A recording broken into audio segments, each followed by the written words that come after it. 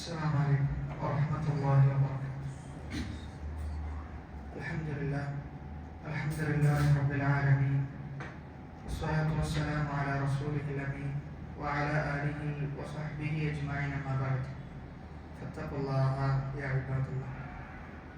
അല്ലാഹു സുബ്ഹാനഹു വ തആലയുടെ വിധിവിലക്കുകളും നിയമങ്ങളും നിർദ്ദേശങ്ങളുമെല്ലാം ജീവിതത്തിൻ്റെ രഹസ്യ പരസ്യ മേഖലകളിൽ കാത്തു സൂക്ഷിക്കുവാൻ കഠിനമായി പരിശ്രമിക്കണമെന്ന് സ്വന്തത്തെ മറക്കാതെ നിങ്ങൾ ഓരോരുത്തരെയും ഓർമ്മപ്പെടുത്തുകയാണ്, വസിയത്ത് ചെയ്യുകയാണ്. റബ്ബ് അനുഗ്രഹിക്കുമാറാകട്ടെ. അല്ലാഹുവിൻ്റെ അപാരമായ അനുഗ്രഹം എന്നാണ് ഒരു റമദാനിന് കൂടി സാക്ഷിയാകുവാൻ നമുക്ക് ഏവർക്കും തൗഫീഖ് ലഭിച്ചിരിക്കുകയാണ്. അതോടൊപ്പം തന്നെ റമദാൻ എന്തുകൊണ്ട് ഇത്രയും അധികം ശ്രേഷ്ഠമായി എന്നതിന് പണ്ഡിതന്മാർ പറയാറുള്ളത്, സയ്യിദു ശുഹൂർ, മാസങ്ങളിൽ വെച്ച് ഏറ്റവും ഉന്നതമായ മാസമാണ്, മാസങ്ങളുടെ നേതാവാണ് റമദാൻ. എന്തുകൊണ്ട് റമദാനിന് ആ ശ്രേഷ്ഠത, ആ പവിത്രത ലഭിച്ചു? ശഹ്റു റമദാൻ അല്ലദീ ഉൻസില ഫീഹിൽ ഖുർആൻ, ഖുർആൻ ഇറങ്ങിയ മാസമായതുകൊണ്ട്. അതുകൊണ്ട് തന്നെ ഈ മാസത്തിൽ നമ്മൾ നമ്മുടെ സമയം ചെലവഴിക്കുന്നതിൽ, സമയം വിനിയോഗിക്കുന്നതിൽ ഏറ്റവും കൂടുതൽ നമ്മൾ ശ്രദ്ധ കൊടുക്കേണ്ടത് വിശുദ്ധ ഖുർആനിന്റെ പാരായണത്തിലും വിശുദ്ധ ഖുർആനിന്റെ പഠനത്തിലുമാണ് എന്നതിൽ യാതൊരു സംശയവുമില്ല. റസൂലുള്ളാഹി സ്വല്ലല്ലാഹു അലൈഹി വസല്ലമ ഈ ഒരു യുദ്ധത്തെക്കുറിച്ച്, വിശുദ്ധ ഖുർആൻ പഠിക്കുന്ന സദസ്സിനെ കുറിച്ച് പറയുന്നത്, മാ ജലസ ഖൗമുൻ യദ്കുറൂന അല്ലാഹ അസ്സ വജല്ല ഇല്ലാ നാദാഹും മുനാദിൻ മിനസ് സമാ. ആരെങ്കിലും ഒരു വിഭാഗം ആളുകൾ അവർ അല്ലാഹുവിനെ കുറിച്ച് സംസാരിച്ചു കൊണ്ടിരിക്കുകയാണ്, വിശുദ്ധ ഖുർആനിനെ കുറിച്ച് സംസാരിച്ചു കൊണ്ടിരിക്കുകയാണ്. അങ്ങനെയെങ്കിൽ ആകാശത്ത് നിന്ന് ഒരാൾ വിളിച്ചു പറയുന്ന, ഖൂമു മഗ്ഫൂറൻ ലക്കും, നിങ്ങൾ ആ സദസ്സിൽ നിന്ന്, സദസ്സ് കഴിഞ്ഞാൽ എഴുന്നേറ്റ് കൊള്ളുക, നിങ്ങളുടെ പാപങ്ങളെല്ലാം പൊറുക്കപ്പെട്ടിട്ടുണ്ട് എന്നാണ്. ഖദ് ബദ്ദലത് സയ്യിആതുകും ഹസനാത്ത്, നിങ്ങളുടെ എല്ലാ തിന്മകളും അത് നന്മകളാക്കി മാറ്റപ്പെട്ടിട്ടുണ്ട് എന്ന് ആ സദസ്സിൽ ഇരുന്ന ആളുകളോട് പറയും എന്ന് റസൂലുള്ളാഹി സ്വല്ലല്ലാഹു അലൈഹി വസല്ലം. അതുകൊണ്ട് തന്നെ ഈ സദസ്സിൽ ഇരിക്കുന്നതിന് നമുക്ക് ഓരോരുത്തർക്കും രണ്ട് ഉപകാരങ്ങൾ. ഒന്നാമത്തേത്, അല്ലാഹു സുബ്ഹാനഹു വ തആലയുടെ അടുക്കൽ നമ്മുടെ പേര് പറയപ്പെടും. രണ്ടാമത്തേത്, നമ്മുടെ എല്ലാ തിന്മകളും അത് മായ്ക്കപ്പെട്ട് നന്മകളാക്കി പരിവർത്തിപ്പിക്കപ്പെടും എന്ന് പറയുമ്പോൾ വളരെ പവിത്രമാക്കപ്പെട്ട ഒരു സദസ്സിലാണ് ഉള്ളത് എന്നാണ് നമ്മൾ ഓരോരുത്തരും മനസ്സിലാക്കേണ്ടത്. അതോടൊപ്പം തന്നെ ഏതൊരു സദസ്സിൽ ഇരിക്കുമ്പോഴും സലഫുകൾ ആ സദസ്സിനെ ഉപയോഗപ്പെടുത്താറുള്ളത് അവരുടെ അടുക്കൽ നോട്ട്ബുക്കും അതേപോലെ തന്നെ എഴുതാനുള്ള കാര്യങ്ങളൊക്കെ സജ്ജമാക്കിയിട്ടായിരിക്കും അവർ അറിവിന്റെ സദസ്സുകളെ വരവേൽക്കുക എന്നാണ്. ഇമാം ബുഖാരി റഹ്മഹുല്ലാഹ് അദ്ദേഹത്തിന്റെ ചരിത്രത്തിൽ പറയപ്പെടുന്ന വളരെ അത്ഭുതകരമായ ഒരു സംഭവമാണ്. അദ്ദേഹം സദസ്സിലിരിക്കുന്നു, ഹദീസിന്റെ സദസ്സാണ്. ആളുകളൊക്കെ, ഒരു പണ്ഡിതൻ ഇരിക്കും, എന്നിട്ട് അദ്ദേഹം ഹദീസുകൾ ഇങ്ങനെ പറഞ്ഞു കൊടുക്കും, ആളുകൾ ആ ഹദീസ് എഴുതും. കാരണം റസൂലുള്ളാഹി സ്വല്ലല്ലാഹു അലൈഹി വസല്ലമയിലേക്ക് എത്തുന്ന അറിവാണ്. അങ്ങനെ ആളുകളൊക്കെ എഴുതി വെക്കുന്ന, ആളുകളൊക്കെ എന്താണോ പറയുന്നത് അത് എഴുതി വെക്കും. കാരണം ഇൽമ് അത് മറക്കാതിരിക്കാൻ, അത് നമ്മുടെ ഹൃദയത്തിൽ സൂക്ഷിച്ചു വെക്കാൻ നമ്മെ സഹായിക്കുന്നത് കിതാബത്താണ്, എഴുത്താണ്. എന്നാൽ ആ സദസ്സിൽ ഇമാം ബുഖാരി റഹിമഹുല്ലാഹ് മാത്രം ഒന്നും എഴുതിയില്ല. ഇമാം ബുഖാരി ഒന്നും എഴുതാതെ ആ സദസ്സ് ശ്രദ്ധിക്കുകയാണ്, ആ സദസ്സ് വീക്ഷിക്കുകയാണ്. ആ സമയത്ത് ഇമാം ബുഖാരി റഹ്മത്തുള്ളാഹിയുടെ അടുത്തിരിക്കുന്ന മറ്റുള്ള ആളുകൾ പറഞ്ഞു, അല്ല, നിങ്ങൾക്ക് എഴുതിക്കൂടെ? അള്ളാഹുവിന്റെ ഹദീസ് അല്ലേ പറഞ്ഞു തരുന്നത്, അള്ളാഹുവിന്റെയും റസൂലിന്റെയും അറിവല്ലേ ഇവിടെ വീതിച്ചു കൊടുക്കുന്നത്, പിന്നെ നിങ്ങൾ എന്തുകൊണ്ട് എഴുതുന്നില്ല? ഇമാം ബുഖാരി റഹ്മത്തുള്ളാഹി ഒന്നും പറഞ്ഞില്ല എന്ന് ഒരു മറുപടി ഇമാം ബുഖാരി റഹ്മത്തുള്ളാഹി കൊടുത്തില്ല. എന്നിട്ട് അവസാനം എല്ലാം കഴിഞ്ഞതിന് ശേഷം ഇമാം ബുഖാരി റഹ്മത്തുള്ളാഹി അദ്ദേഹം പറഞ്ഞ ഒന്നാമത്തെ ഹദീസ് മുതൽ അവസാനത്തെ ഹദീസ് വരെ അദ്ദേഹത്തിന്റെ മനപ്പാടത്തിൽ നിന്ന് പറഞ്ഞു കൊടുത്തു എന്ന്, ഹിഫ്ളിൽ നിന്ന് പറഞ്ഞു കൊടുത്തു എന്ന്. അപ്പൊ അവിടെ നമ്മൾ മനസ്സിലാക്കേണ്ടത്, അങ്ങനെയുള്ള ആളുകൾ ഈ സദസ്സിലുണ്ട് എങ്കിൽ അവർ എഴുതണ്ടെന്നാണ് നമുക്ക് പറയാനുള്ളത്. ഇനി അതല്ല, മറിച്ചാണ് എങ്കിൽ എന്ത് ചെയ്യണം? നമ്മൾ എഴുതണം. അതല്ലെങ്കിൽ എവിടെയെങ്കിലും നമ്മുടെ ഫോണിലോ മറ്റോ എഴുതി വെക്കുക എന്നുള്ളത് ഏറ്റവും നല്ല സൽക്കർമ്മത്തിന്റെ ഗണത്തിലാണ് പെടുക എന്നുള്ളതിൽ സംശയമില്ല. അതുകൊണ്ട് എഴുതാൻ സാധിക്കുന്ന ആളുകളൊക്കെ എഴുതണം. പ്രത്യേകിച്ചും വിശുദ്ധ ഖുർആനിന്റെ അറിവാണ്. ഇൻഷാ അല്ലാഹ് നമ്മൾ ഇന്ന് വിശദീകരിക്കാൻ ഉദ്ദേശിക്കുന്ന സൂറത്തുൽ കഹ്ഫാണ്. കഴിഞ്ഞ ഒരുപാട് മാസങ്ങൾ, കഴിഞ്ഞ റമദാൻ മുതൽ അൽഹംദുലില്ലാഹ് നമ്മൾ ഈ ഒരു റമദാൻ വരെ എത്തി നിൽക്കുമ്പോൾ ഒരുപാട് സൂറത്തുകൾ നമ്മൾ വിശദീകരിച്ച് കഴിഞ്ഞിട്ടുണ്ട്. പ്രത്യേകിച്ചും നിത്യജീവിതത്തിൽ നമ്മൾ പാരായണം ചെയ്യുന്ന സൂറത്തുൽ മുൽക്ക്, സൂറത്തുൽ സജ്ദ, അതേപോലെ തന്നെ താഴെയുള്ള അവസാനത്തെ ജുസ്ഇലുള്ള ചെറിയ ചെറിയ സൂറത്തുകളെല്ലാം അതിലധിക സൂറത്തുകൾ നമ്മൾ വിശദീകരിച്ച് കഴിഞ്ഞതാണ്. അപ്പൊ അതുകൊണ്ട് തന്നെ നിത്യജീവിതത്തിൽ നമ്മൾ പാരായണം ചെയ്യുന്ന സൂറത്താണ് സൂറത്തുൽ കഹ്ഫ് എന്നതുകൊണ്ടാണ് ഈ സൂറത്ത് നമ്മൾ തിരഞ്ഞെടുത്തിട്ടുള്ളത്. അപ്പൊ അതുകൊണ്ട് കഴിഞ്ഞ സൂറത്തുകളൊക്കെ പഠിക്കാൻ ഉദ്ദേശിക്കുന്ന ആളുകൾ നമ്മുടെ ചാനലിൽ പോയി കഴിഞ്ഞാൽ അത്തരം സൂറത്തുകളൊക്കെ ലഭ്യമാണ്. അതോടൊപ്പം തന്നെ ഈ മാസം, ഈ റമദാനിൽ നമ്മൾ ഉദ്ദേശിക്കുന്നത് സൂറത്തുൽ കഹ്ഫിന്റെ വിശദീകരണമാണ്. അല്ലാഹു സുബ്ഹാനഹു വ തആല കൃത്യമായി വിശദീകരിക്കുവാനും അത് ജീവിതത്തിൽ ഉൾക്കൊള്ളുവാനും ഒക്കെയുള്ള തൗഫീഖ് നമുക്ക് ഏവർക്കും പ്രദാനം ചെയ്യുമാറാകട്ടെ. സൂറത്തുൽ കഹ്ഫിനെ കുറിച്ച് പറയുമ്പോൾ രണ്ട് പേരുകളിലാണ് സൂറത്തുൽ കഹ്ഫ് അറിയപ്പെട്ടിട്ടുള്ളത്. ഒന്ന് സൂറത്തുൽ കഹ്ഫ് എന്ന പേരിലും, രണ്ട് സൂറത്തു അസ്ഹാബുൽ കഹ്ഫ് എന്ന പേരിലും ഈ സൂറത്ത് അറിയപ്പെട്ടിട്ടുണ്ട്. അസ്ഹാബുൽ കഹ്ഫിന്റെ ചരിത്രം ഈ സൂറത്തിൽ പ്രതിപാദിക്കുന്നത് കൊണ്ടാണ് സൂറത്തു അസ്ഹാബുൽ കഹ്ഫ് എന്ന പേര് ഈ സൂറത്തിന് ലഭിച്ചത്. ഈ സൂറത്തിന് ഒരുപാട് ശ്രേഷ്ഠതകളുണ്ട്. നമ്മൾ ഏതാനും ചില ശ്രേഷ്ഠതകൾ മാത്രം പറയുകയാണ്. അതിൽ ഒന്നാമത്തേത് അന്ന ഖിറാഅത സൂറത്തുൽ കഹ്ഫി സബബുൻ ലിനുസൂലിസ് സകീന, സമാധാനം ഇറങ്ങാനുള്ള കാരണമാണ് സൂറത്തുൽ കഹ്ഫിന്റെ പാരായണം. ഒരിക്കൽ ഒരു സഹാബി വരെ അദ്ദേഹം സൂറത്തുൽ കഹ്ഫ് പാരായണം ചെയ്യുകയാണ്. അങ്ങനെ പാരായണം ചെയ്ത സന്ദർഭത്തിൽ അദ്ദേഹത്തിന്റെ വീട്ടിലൊരു മൃഗമുണ്ട്. പാരായണം ചെയ്തപ്പോൾ മേഘങ്ങളൊക്കെ തടിച്ചുകൂടി. ആ മൃഗത്തിന്റെ മുകളിലായി മേഘങ്ങളൊക്കെ തടിച്ചുകൂടി. അദ്ദേഹം പേടിച്ചു. എന്നിട്ട് അദ്ദേഹം റസൂലിനോട് ഈ സംഭവം പറഞ്ഞു. ആ സമയത്ത് നബി സല്ലല്ലാഹു അലൈഹി വസല്ലം പറഞ്ഞു, ഇഖ്റ ഫുലാൻ, നീ അത് ഓതിക്കോ, നീ ഭയപ്പെടേണ്ടതില്ല. അങ്ങനെ എന്തെങ്കിലും ഉണ്ടായി എന്ന് വിചാരിച്ച് നീ ഭയപ്പെടേണ്ട. ഫഇന്നഹ സകീനതു നസലത് ലിൽ ഖുർആൻ ഔ തനസ്സലത് ലിൽ ഖുർആൻ. സൂറത്തുൽ കഹ്ഫ് എന്നത് സമാധാനത്തിന്റെ സൂറത്താണ്. അതുകൊണ്ട് ഭയപ്പെടാതെ നീ പാരായണം ചെയ്തോ എന്ന് ആ സഹാബിയോട് പറഞ്ഞു എന്നാണ്. നാളെയാണ് നമ്മെ സംബന്ധിച്ചിടത്തോളം സൂറത്തുൽ കഹ്ഫ് പാരായണം ചെയ്ത് സുന്നത്തായ ദിവസം. അതിൽ തന്നെ അന്ന് രാത്രി പാരായണം ചെയ്യുന്നതിനേക്കാളും ശേഷമുള്ള പകലിൽ പാരായണം ചെയ്യലാണ് ഏറ്റവും ഉത്തമം എന്നുകൂടി എന്ത് ചെയ്യണം, നമ്മൾ മനസ്സിലാക്കണം. രണ്ടാമത്തേത് അതിന്റെ ശ്രേഷ്ഠതയായി പറയപ്പെട്ടിട്ടുള്ളത് ഇസ്മത്തുൻ മിനദ് ദജ്ജാൽ, ദജ്ജാലിൽ നിന്നുള്ള സുരക്ഷ സൂറത്തുൽ കഹ്ഫിന്റെ ആദ്യത്തെ 10 ആയത്തുകൾ പാരായണം ചെയ്ത ആളുകൾക്ക് ലഭിക്കുന്ന. നവാസ് ബിൻ സമആൻ റളിയല്ലാഹു അൻഹു ഉദ്ധരിക്കുന്ന ഹദീസിൽ റസൂലുള്ളാഹി സ്വല്ലല്ലാഹു അലൈഹി വസല്ലം പറയുകയാണ്, ഫമൻ അദ്റകഹു മിൻകും ഫൽയഖറ അലൈഹി ഫവാതിഹ സൂറത്തുൽ കഹ്ഫ്. നിങ്ങളിൽ ആരെങ്കിലും ഒരാൾ ദജ്ജാൽ വരുന്ന സമയത്ത് നിങ്ങൾ ആ സന്ദർഭത്തിൽ ഉണ്ട് എങ്കിൽ ദജ്ജാലിനെതിരെ ആയിക്കൊണ്ട് നിങ്ങൾ ഈ പറയുന്ന സൂറത്തുൽ കഹ്ഫിലെ ആദ്യത്തെ ആയത്തുകൾ നിങ്ങൾ പാരായണം ചെയ്തു കൊള്ളുക എന്നാണ് നബി സല്ലല്ലാഹു അലൈഹി വസല്ലം പറയുന്നത്. അപ്പോൾ അതുകൊണ്ട് തന്നെ അതിന്റെ ആദ്യത്തെ 10 ആയത്തുകൾ മനഃപ്പാഠമാക്കി വെക്കുക എന്നത് ഏറെ ശ്രേഷ്ഠകരമാണ്. മൂന്നാമത്തേത് അന്നഹാ മിൻ സുവരിൽ അതീഖ വമിൻ ഖദീമി മാ ഹുഫിള ഇൻദ സ്വഹാബ. റസൂലുള്ളാഹി സ്വല്ലല്ലാഹു അലൈഹി വസല്ലം പറയുകയാണ്, സൂറത്തു ബനൂ ഇസ്രായീൽ വൽ കഹ്ഫ് വമർയം വതാഹ വൽ അംബിയ ഹുന്ന മിനൽ ഇതാഖിൽ അവ്വൽ വഹുന്ന മിൻ തിലാദി. ആദ്യമായി മക്കയിൽ ഇറങ്ങിയ സൂറത്താണ് ഇത്, സൂറത്തുൽ കഹ്ഫ്. അതോടൊപ്പം തന്നെ മിൻ അവ്വലി മാ അഖദ്തുഹു വതഅല്ലംതുഹു ബിമക്ക, മക്കയിൽ ആദ്യമായി ഞാൻ പഠിച്ചതും ഞാൻ ഉൾക്കൊണ്ടതുമായ സൂറത്താണ് സൂറത്തുൽ കഹ്ഫ് എന്ന് പ്രത്യേകം റസൂലുള്ളാഹി സ്വല്ലല്ലാഹു അലൈഹി വസല്ലം പറഞ്ഞിട്ടുണ്ട്. നാലാമത്തേത് ഈ സൂറത്തിലുള്ള ആയത്തുകളെല്ലാം മുഹ്കമാണ്. ചില ആയത്തുകൾ എന്ത് ചെയ്യും, ആയത്തുകൾ അവതരിച്ചിട്ടുണ്ടാകും, പക്ഷെ ആയത്തിന്റെ ഹുക്മ് നസ്ഖായിട്ടുണ്ടാകും.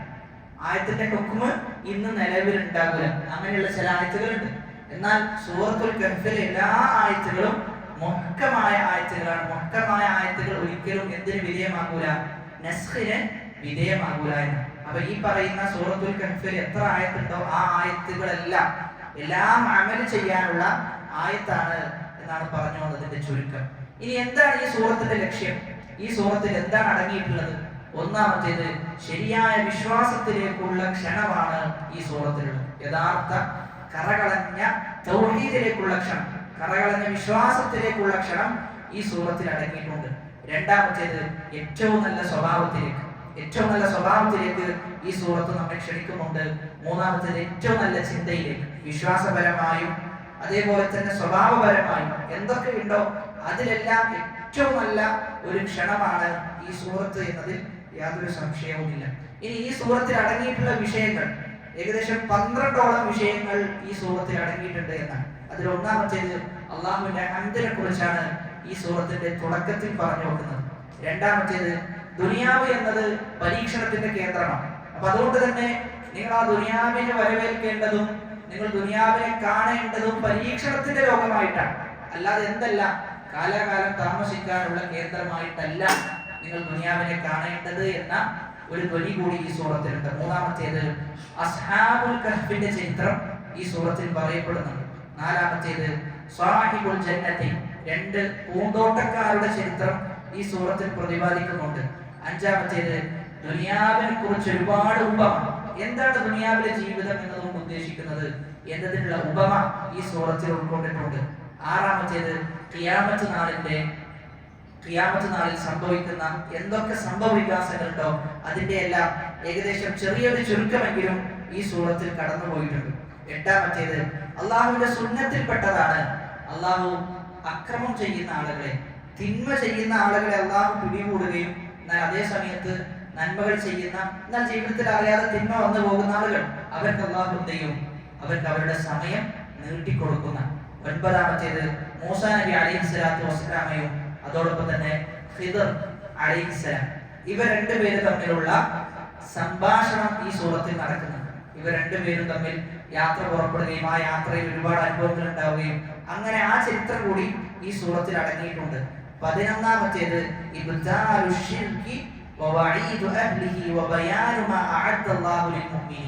ഷിർക്കിനെ നിഷേധിക്കുകയും ഷിർക്കിനെ നിരാകരിക്കുകയും അതോടൊപ്പം തന്നെ അല്ലാഹു സുബ്ഹാനഹു വ തആല മുഅ്മിനീങ്ങൾക്ക് എന്താണോ ഒരുക്കി വെച്ചിട്ടുള്ളത് അതിനെക്കുറിച്ച് ഈ സൂറത്തിൽ പറയുന്നുണ്ട്.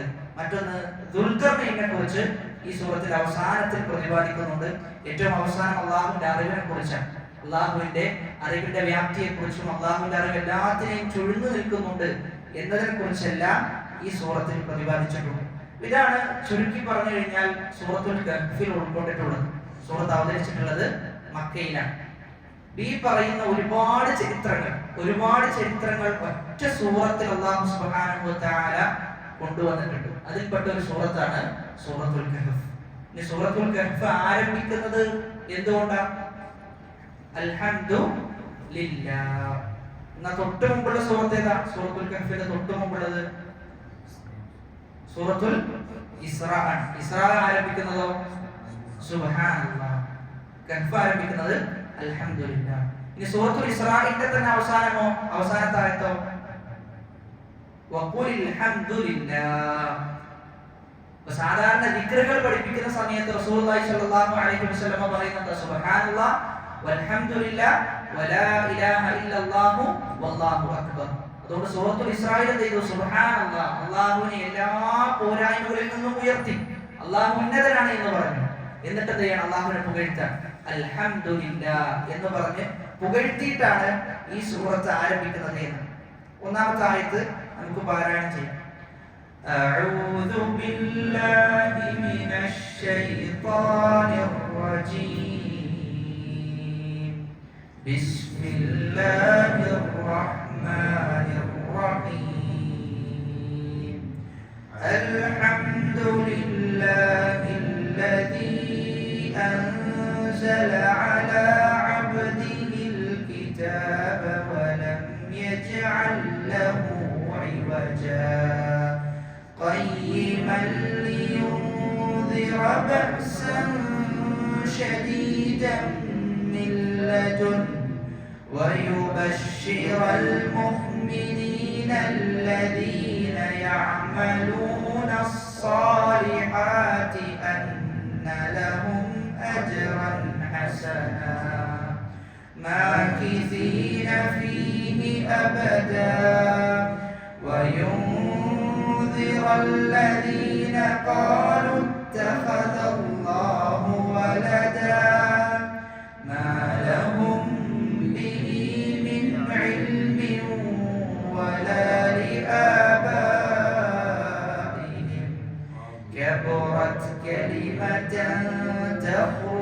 من أفواههم إن يقولون إلا كذبا فلعلك باخع نفسك على آثارهم إن لم يؤمنوا بهذا الحديث أسفا. അൽഹംദുലില്ലാഹ് എന്ന് പറഞ്ഞുകൊണ്ടാണ് സൂറത്ത് ആരംഭിച്ചിട്ടുള്ളത്. അൽഹംദുലില്ലാഹ് എന്ന് പറഞ്ഞുകൊണ്ട് 5 സൂറത്തുകൾ ആരംഭിച്ചിട്ടുണ്ട്. ഒന്നാമത്തേത് സൂറത്തുൽ ഫാത്തിഹയാണ്, അൽഹംദുലില്ലാഹി റബ്ബിൽ ആലമീൻ. രണ്ടാമത്തേത് സൂറത്തുൽ അൻആം, അൽഹംദുലില്ലാഹില്ലദീ ഖലഖസ് സമാവാതി വൽ അർദ് വജഅല അദ്ദുലുമാതി വൻ നൂർ എന്ന് തുടങ്ങുന്ന ആയത്താണ്. മൂന്നാമത്തേത് സൂറത്തുൽ കഹ്ഫ്.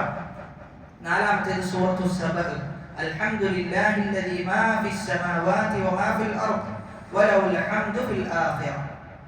അഞ്ചാമത്തേത് അൽഹംദുലില്ലാഹി ഫാത്തിരിസ് സമാവാതി വൽ അർദ് ജാഇലിൽ മലായികതി റുസുല എന്ന് തുടങ്ങുന്ന സൂറത്ത്. ഈ 5 സൂറത്തും ആരംഭിച്ചിട്ടുള്ളത് അൽഹംദ് എന്ന പദം കൊണ്ടാണ്, അൽഹംദുലില്ലാഹ് എന്ന ആരംഭം കൊണ്ടാണ്. എന്നാൽ 5 സൂറത്തിലും വ്യത്യസ്ത സന്ദർഭങ്ങളാണ് അള്ളാഹുവിനെ സ്തുതിക്കാൻ വേണ്ടി ഉപയോഗിച്ചിട്ടുള്ളത്. അതിൽ ഒന്നാമത്തേത് അൽഹംദുലില്ലാഹി റബ്ബിൽ ആലമീൻ. അല്ലാഹു സുബ്ഹാനഹു വ തആല റബ്ബാണ്, എല്ലാത്തിനെയും പടച്ച് പരിപാലിക്കുന്ന, ഓരോ ഘട്ടങ്ങളിലും സൃഷ്ടികൾക്ക് എന്താണോ ആവശ്യം അത് അതത് സമയത്ത് അല്ലാഹു സുബ്ഹാനഹു വ തആല നൽകിയിട്ട് എന്ത് ചെയ്യുന്നുണ്ട്, വളർത്തിക്കൊണ്ടുവരുന്നുണ്ട്. അതുകൊണ്ടാണ് ഒന്നാമത്തെ സൂറത്തായ സൂറത്തുൽ ഫാത്തിഹയിൽ അല്ലാഹുവിനെ സ്തുതിച്ചത് എന്നാണ്. അൽഹംദുലില്ലാഹി റബ്ബിൽ ആലമീൻ, ലോകരുടെ രക്ഷിതാവാണ്. ലോകത്തിൽ എന്തൊക്കെയുണ്ടോ, എന്തൊക്കെ സൃഷ്ടികളുണ്ടോ ആ സൃഷ്ടികൾക്കെല്ലാം അല്ലാഹു സുബ്ഹാനഹു വ തആല അതിന് ലഭിക്കേണ്ട ഹിദായത്ത്, അതിന് ലഭിക്കേണ്ട ഭക്ഷണം, അതിന് ലഭിക്കേണ്ട അതിന്റെ ദുനിയവിയായ ജീവിതത്തിന് ആവശ്യമുള്ള എന്തൊക്കെയുണ്ടോ അതൊക്കെ ഒരുക്കി വെച്ചവനായ റബ്ബ്, ആ റബ്ബിനാണ് എല്ലാ സ്തുതിയും എന്നാണ് സൂറത്തുൽ ഫാത്തിഹയിലുള്ള ഹംദിന്റെ പൊരുൾ. രണ്ടാമത്തേത് സൂറത്തുൽ അൻആമിലുള്ളത്. സൂറത്തുൽ അൻആമിൽ പറയുന്നത് അൽഹംദുലില്ലാഹില്ലദീ ഖലഖസ് സമാവാതി വൽ അർദ്. അല്ലാഹു സുബ്ഹാനഹു വ തആല അടിമകൾക്ക് നൽകേണ്ടതൊക്കെ നൽകി. എന്നിട്ടോ അടിമകൾക്ക് ജീവിക്കാൻ വേണ്ടി അല്ലാഹു അവർക്ക് ആകാശത്തെയും ഭൂമിയെയും സൃഷ്ടിച്ചു എന്നാണ്. അവരുടെ ആവശ്യത്തിന് വേണ്ടി എന്ത് ചെയ്തു, ആകാശവും ഭൂമിയും സൃഷ്ടിച്ചു. ഇനി അതിൽ നിന്നില്ല, മറിച്ചോ വജഅല അദ്ദുലുമാത് വന്നൂർ, ഇരുട്ടും പ്രകാശവും അല്ലാഹു സുബ്ഹാനഹു വ തആല സംവിധാനിച്ചു. പ്രകാശത്തെ പോലെ തന്നെ അനിവാര്യമാണ് എന്തും ഇരുട്ടും എന്നത്. ഇതിലൊരു സംശയമില്ല. പ്രകാശവും ഇരുട്ടും രണ്ടും എന്താണ്, മനുഷ്യന് ആവശ്യമാണ്. ഉമർ ഇബ്നുൽ ഖത്താബ് റളിയല്ലാഹു അൻഹു പറയുന്നത്, രാത്രി ഇല്ലായിരുന്നെങ്കിൽ ഞാൻ ജീവിക്കാൻ ആഗ്രഹിക്കുമായിരുന്നില്ല എന്ന്. കാരണം രാത്രിയാണ് അവരെ സംബന്ധിച്ചിടത്തോളം അല്ലാഹുവിനോടുള്ള മുനാജാത്തിന്റെ സന്ദർഭം. ആ സന്ദർഭത്തിൽ അവർക്ക് അവരുടെ മനസ്സിന് ഏറ്റവും കൂടുതൽ സമാധാനം വരുന്നത് രാത്രി സന്ദർഭത്തിലാണ്. കാരണം അവരെ കാണാൻ ആരുമില്ല, അവരെ കാണുന്നത് റബ്ബ് മാത്രമാണ്. അവരും റബ്ബും തമ്മിലുള്ള ഇടപാടുകൾ അത് വളരെ നിഷ്കളങ്കമായി അവർക്ക് സാധിച്ചിരുന്നത് രാത്രി വേളകളിലാണ്. അതുകൊണ്ടാണ് രാത്രിയെ കുറിച്ച് അങ്ങനെ ഉമർ ഇബ്നുൽ ഖത്താബ് റളിയല്ലാഹു അൻഹു വിശേഷിപ്പിക്കുകയുണ്ടായി. ഈ മൂന്നാമത്തേത് ഈ സൂറത്തിൽ ഹംദ് കൊണ്ട് ആരംഭിച്ചു. അൽഹംദുലില്ലാഹില്ലദീ അൻസല അലാ അബ്ദിഹിൽ കിതാബ്. സർവസ്തുതിയും അല്ലാഹുവിനാണ്. എന്താണ് കാരണം? അൻസല അലാ അബ്ദിഹി, അവന്റെ അടിമക്ക് അല്ലാഹു ഇറക്കി കൊടുത്തു അൽ കിതാബ്, വേദഗ്രന്ഥം ഇറക്കി കൊടുത്തു എന്നാണ്. അപ്പൊ ഈ വേദഗ്രന്ഥം ഇറക്കി കൊടുത്തതിന്റെ പേരിലാണ് ഈ സൂറത്തിൽ ഹംദ് പറഞ്ഞിട്ടുള്ളത്. വേദഗ്രന്ഥം ഇറക്കി കൊടുത്തതിന്റെ പേരിലാണ് ഹംദ്. സൂറത്തുർ റഹ്മാനിൽ അല്ലാഹു സുബ്ഹാനഹു വ തആല പറയുന്നത് എന്താ? അർ-റഹ്മാൻ അല്ലമൽ ഖുർആൻ ഖലഖൽ ഇൻസാൻ. മനുഷ്യരെ സൃഷ്ടിച്ചു എന്ന് പറയുന്നതിന് മുമ്പ് തന്നെ എന്ത് പറഞ്ഞു? ഖുർആൻ പഠിപ്പിച്ചു കൊടുത്തു എന്ന്. അപ്പൊ ഖുർആനിന്റെ അവതരണം അത് വലിയ അനുഗ്രഹമാണ് എന്ന് അല്ലാഹു സുബ്ഹാനഹു വ തആല പഠിപ്പിക്കാൻ. അതുകൊണ്ട് തന്നെ ആർക്ക് സ്തുതികൾ അർപ്പിക്കണം? അല്ലാഹുവിന് സ്തുതികൾ അർപ്പിക്കണം. ഇനി സൂറത്തു സബയിലും സൂറത്തു ഫാത്തിറിലും രണ്ട് സൂറത്തിലും അല്ലാഹു സുബ്ഹാനഹു വ തആല ആകാശഭൂമികളെ സൃഷ്ടിച്ചതിനെ കുറിച്ച് പറയാം. അപ്പോൾ ഈ 5 സൂറത്തുകളിലും വ്യത്യസ്ത രൂപത്തിലാണ് ഹംദുകൾ എന്ത് ചെയ്തിട്ടുള്ളത്, വന്നിട്ടുള്ളത്. അപ്പൊ ഇവിടെ എല്ലാം നമ്മൾ മനസ്സിലാക്കേണ്ട ഒരു വിഷയം, അൽ ഹംദ് എന്ന അലിഫ്ലാമോട് കൂടിയിട്ടാണ് വന്നിട്ടുള്ളത്. അലിഫ്ലാമോട് കൂടി അൽ ഹംദ് എന്ന് പറഞ്ഞാൽ എല്ലാ ഹംദും, എല്ലാ ഹംദും, ഹംദിന്റെ എന്തൊക്കെ വകഭേദങ്ങളുണ്ടോ അതിനെല്ലാം അർഹൻ അല്ലാഹ്. അല്ലാഹു മാത്രമാണ്. എല്ലാ സ്തുതിയും എല്ലാ പുകഴ്ത്തലുകളും ഇതിനെല്ലാം ഏറ്റവും കൂടുതൽ അർഹനായിട്ടുള്ളത് അല്ലാഹു സുബ്ഹാനഹു വ തആല മാത്രമാണ് എന്ന് അല്ലാഹു പഠിപ്പിക്കാൻ ദിക്റുകൾ പറയുന്നിടത്തെല്ലാം ഹംദിനെ കുറിച്ച് ചെയ്യുന്നുണ്ട്, പ്രതിപാദിക്കുന്നുണ്ട്. അത് മാത്രമല്ല, എന്ത് ചെയ്തില്ല അള്ളാഹു നിങ്ങൾക്ക് ഇഷ്ടമുള്ളതുപോലെ സ്തുതിച്ചോ എന്ന് അള്ളാഹു പറഞ്ഞില്ല. കാരണം അങ്ങനെ പറഞ്ഞു കഴിഞ്ഞാൽ സ്വാഭാവികമായും നല്ല സംസാരിക്കാൻ പറ്റുന്നവരാണ്, നല്ല ബലീഗായ ഭാഷയിൽ നല്ല കഴിവുള്ള ഒരാൾ ചെയ്യും അള്ളാഹുവിനെ ഏറ്റവും നല്ല രൂപത്തിൽ സ്തുതിക്കും. എന്നാൽ അതേ സമയത്ത് ഒന്നും അറിയാത്തവനോ നമുക്ക് അള്ളാഹുവിനെ സ്തുതിക്കാൻ സാധിക്കൂല. അതുകൊണ്ടാണ് റസൂലുള്ളാഹി സ്വല്ലല്ലാഹു അലൈഹി വസല്ലം എന്ത് പറഞ്ഞത്? സുബ്ഹാനക ലാ നുഹ്സി സനാഅൻ അലൈക അൻത കമാ അസ്നൈത അലാ നഫ്സിക. അല്ലാഹു നിന്നെന്ത് ചെയ്യാൻ പറ്റൂല, ഞങ്ങൾക്ക് സ്തുതിച്ച് നീ എന്താണോ ഉദ്ദേശിക്കുന്നത് ആ അറ്റം വരെ ഞങ്ങൾക്ക് എത്തിക്കാൻ പറ്റൂല. മറിച്ച് നീ എങ്ങനെയാണോ നിന്നെ സ്തുതിച്ചത് അത് പറഞ്ഞുകൊണ്ട് എന്ത് ചെയ്യാണ്, ഞാൻ നിന്നെ സ്തുതിക്കുകയാണ് എന്ന് നബി സല്ലല്ലാഹു അലൈഹി വസല്ലം പറയും. അപ്പൊ അതുകൊണ്ട് തന്നെ അള്ളാഹുവിനെ സ്തുതിക്കാൻ പറ്റിയ ലഫ്ദ് ഏതെന്ന് ചോദിച്ചു കഴിഞ്ഞാൽ അൽഹംദുലില്ലാഹ് എന്ന് പറയാം. അൽഹംദുലില്ലാഹ് എന്ന് പറയാം. അപ്പൊ അത് അള്ളാഹു പഠിപ്പിച്ചു എന്നതിന്റെ പേരിൽ പോലും അള്ളാഹുവിനെ നമ്മൾ എന്ത് ചെയ്യേണ്ടതുണ്ട്? സ്തുതിക്കേണ്ടതുണ്ട്. ആ ലഫ്ദ് അള്ളാഹു നമുക്ക് പഠിപ്പിച്ചു, അവൻ എങ്ങനെ സ്തുതിക്കണം എന്ന് അള്ളാഹു നമുക്ക് പഠിപ്പിച്ചു എന്നതിന്റെ പേരിൽ അള്ളാഹുവിനെ നമ്മൾ സ്തുതിക്കേണ്ടതുണ്ട്. അങ്ങനെ നോക്കിക്കഴിഞ്ഞാൽ അള്ളാഹുവിനെ ഹംദത്തയുടെ നിൽക്കൂലാണ്, ഹംദത്തയും തസൽസുലായി ഇങ്ങനെ നീങ്ങിക്കൊണ്ടേയിരിക്കും. കാരണം നമ്മൾ നമ്മുടെ ജീവിതം തന്നെ പരിശോധിച്ചു കഴിഞ്ഞാൽ നമുക്ക് ശുക്ർ ചെയ്യാനുള്ള അനുഗ്രഹങ്ങളാണ് കൂടുതൽ. നമുക്കുള്ള പരീക്ഷണങ്ങളും നമുക്കുള്ള അനുഗ്രഹങ്ങളും എണ്ണിക്കഴിഞ്ഞാൽ പരീക്ഷണങ്ങൾ വളരെ തുച്ഛമാണ് പരീക്ഷണം. മറിച്ച് അനുഗ്രഹങ്ങളാണ് കൂടുതലുള്ളത് എന്ന് നമ്മുടെ നഫ്സിലേക്ക് നോക്കിക്കഴിഞ്ഞാൽ തന്നെ നമുക്ക് അള്ളാഹുവിനെ സ്തുതിക്കാൻ മാത്രമുള്ളത് നമ്മുടെ നഫ്സിലുണ്ട് എന്ന്. നമ്മുടെ പുറത്തേക്കൊന്നും നോക്കണ്ട, നഫ്സിലുള്ളത് മാത്രം നോക്കുകയാണ്. അതാണ് ഒരു വ്യക്തി, അദ്ദേഹം എല്ലാ നിലക്കും അവശനായി തളർന്നു കിടക്കുകയാണ്. അപ്പൊ അദ്ദേഹം എന്നിട്ട് അൽഹംദുലില്ലാഹ് പറഞ്ഞപ്പോ അദ്ദേഹത്തിന്റെ അടുത്തുള്ള ആള് ചോദിച്ചു, നിങ്ങൾ എന്തിനാ ഹംദ് പറയുന്നത്? നമ്മളെല്ലാം തളർന്നു കിടക്കല്ലേ, എന്നിട്ടും ഹംദ് പറഞ്ഞിട്ട് നിങ്ങൾക്ക് എന്താണ് കിട്ടാനുള്ളത് എന്ന് ചോദിച്ചപ്പോ അദ്ദേഹം പറഞ്ഞു, എനിക്ക് അള്ളാഹിനെ സ്തുതിക്കാനുള്ള നാവ് ചെയ്തിട്ടുണ്ട്, അള്ളാഹു എനിക്ക് നൽകിയിട്ടുണ്ട്. പിന്നെ എങ്ങനെ ഞാൻ അള്ളാഹുവിനെ സ്തുതിക്കാതിരിക്കും എന്ന് തിരിച്ചു മറുപടി കൊടുത്തു. അപ്പൊ അതുകൊണ്ട് മനസ്സിലാക്കേണ്ടത്, പലപ്പോഴും മനുഷ്യൻ പരീക്ഷണങ്ങൾ വന്നു ചേരുമ്പോൾ അനുഗ്രഹങ്ങൾ മറക്കുന്ന അവസ്ഥ മനുഷ്യന്റെ പൊതു സ്വഭാവമാണ്. പരീക്ഷണങ്ങൾ വരുമ്പോഴത്തേയും അനുഗ്രഹങ്ങളെല്ലാം മറക്കും. എന്നാൽ യഥാർത്ഥ മുഅ്മിനീങ്ങളുടെ സ്വഭാവമല്ല അത് എന്ന്. യഥാർത്ഥ മുഅ്മിനീങ്ങളുടെ സ്വഭാവമല്ല അത്. അവരെ സംബന്ധിച്ചിടത്തോളം പരീക്ഷണങ്ങൾ വന്നു കഴിഞ്ഞാൽ പോലും, പരീക്ഷണങ്ങൾ നേരിടേണ്ടി വന്നാൽ പോലും അവർ അല്ലാഹുവിനെ സ്തുതിക്കുകയാണ് ചെയ്യുക. അതാണ് മുഅ്മിനീങ്ങളുടെ ഏറ്റവും വലിയ ഗുണമെന്നത്. റസൂലുള്ളാഹി സ്വല്ലല്ലാഹു അലൈഹി വസല്ലം എന്താ പറഞ്ഞത്? ഇൻ അസാബത് മുസറ ശകറ. എന്തെങ്കിലും സന്തോഷം ഉണ്ടായാലോ ശുക്ർ പറയും. ഇനി എന്തെങ്കിലും ലറ ഉണ്ടായാലോ, പ്രയാസം ഉണ്ടായാലോ സബറ, ക്ഷമിക്കുന്ന.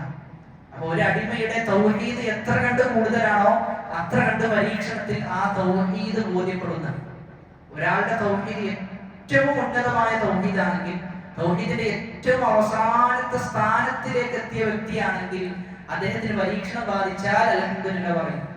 പരീക്ഷണം ബാധിച്ചാൽ അൽഹംദുലില്ലാഹ് പറയും.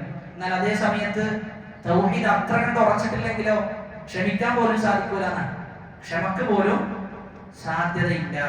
അതുകൊണ്ടാണ് തൗഹീദാണ് ജീവിതത്തിലെ ഏറ്റവും വലിയ സമാധാനം എന്ന് പണ്ഡിതന്മാർ ആവർത്തിച്ച് പറയാനുള്ള കാരണം. അപ്പൊ പരീക്ഷണങ്ങൾ ബാധിച്ചു കഴിഞ്ഞാൽ നമ്മുടെ ലിസാനിനെ നമ്മൾ പിടിച്ചു വെക്കണം, നമ്മുടെ നാവിനെ എന്ത് ചെയ്യണം, നമ്മൾ പിടിച്ചു വെക്കണം. നാവിൽ നമ്മൾ എന്തെങ്കിലും പറയുകയാണെങ്കിൽ പോലും അത് എന്തിനെതിരാണ്? ക്ഷമക്കെതിരാണ്. എനിക്ക് മാത്രം എന്താ ഇങ്ങനെ, അല്ലെങ്കിൽ നമ്മൾ ആ പരീക്ഷണത്തെ കുറിച്ച് എന്ത് ചെയ്യാണ്, ഇങ്ങനെ പറയാം, ഇങ്ങനെയൊക്കെ ഉണ്ട് എന്ന് പറഞ്ഞ് ബാക്കിയുള്ളവരെ ബോധ്യപ്പെടുത്താണ് ഞാൻ എന്തിനാണ്, പരീക്ഷണത്തിലാണ് എന്ന് ബോധ്യപ്പെടുത്താൻ. അപ്പൊ അങ്ങനെയുള്ള സംസാരം പോലും എന്തിനെതിരാണ്? ക്ഷമക്ക് എതിരാണ്.